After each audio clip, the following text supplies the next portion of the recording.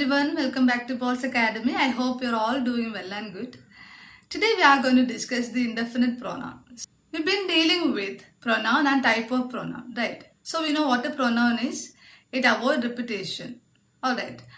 We also have discussed some of the type of pronoun like reflexive pronoun and interrogative, demonstrative, distributive, relative. Alright. So if you have any doubt, please watch those videos. I'll be giving the links in the description box. So today we'll be discussing the indefinite pronoun.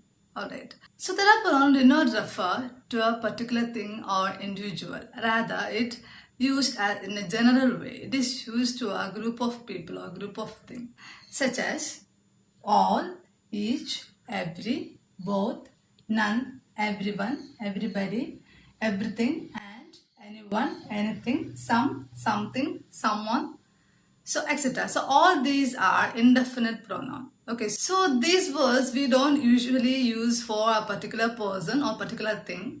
Rather, we use these words for a group of people. So we'll be dealing each indefinite pronoun in detail. So first of all, let's see the use of the indefinite pronoun all. The indefinite pronoun all means a number of people or number of things considered as a group. Alright, so let's see some examples for indefinite pronoun all. All the students in the classroom were silent. All the birds in the zoo are so attractive. I invited all my friends to the party.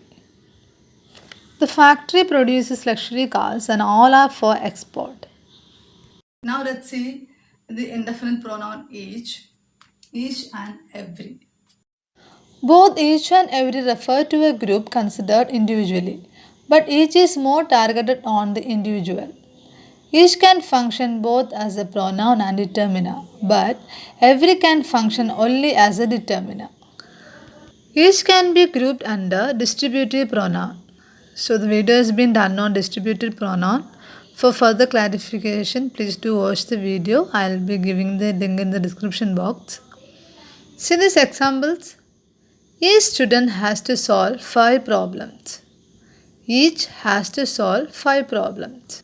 Every student tries his best. Now let's move on to the next indefinite pronoun both. See, in the case of both, it follows the plural verb. Both are good. Both are beautiful. Both are running. Alright. Okay, so, and we use of after all, each, both. All of them. Each of us. Both of them. Okay, so of can be used after this all, each, both. So when you use of with all and both, they use the plural verb. All of them are. Both of them are.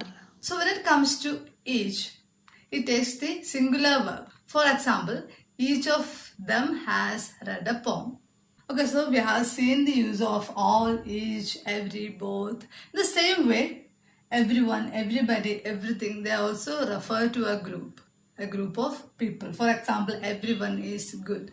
So everyone is used for a group of people. Everybody and everything. Right, a group of things.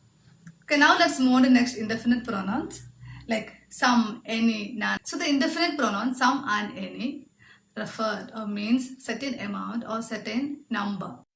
They function also as determiners with plural or uncountable nouns, some with affirmative verbs and any with negative verbs.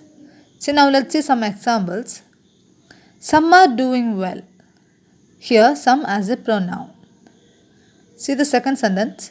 Some students are doing well. Here, some is used as a determiner. See the third one. There is hardly any wine. Next one. There are some students doing well. As mentioned, some and any mean a certain number or amount. Okay, now let's move on to the next indefinite pronoun none. It gives you a negative idea. The determiner now corresponds the indefinite pronoun none. Right, it gives you a negative idea as I said to you. For example, like No photography is permitted.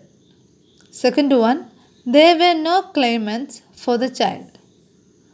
None of them knew the reason. None of us was ready to accept the challenge. With no, both plural and singular nouns are used. See this example? There were many applicants, but none was selected. Moving to next indefinite pronoun.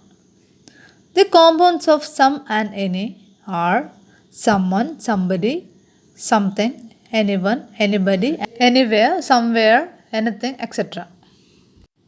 They are used for the people, things, and places, and these are singular words.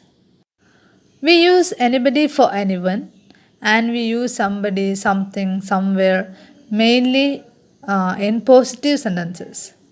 For example, like, we can find somebody who can help. There is something in the bag. Let's go somewhere this weekend. We use anybody, anything, anywhere in the same way, but for questions and in negative sentences. Example like, there is hardly anybody there. Next one, is there anything in the box?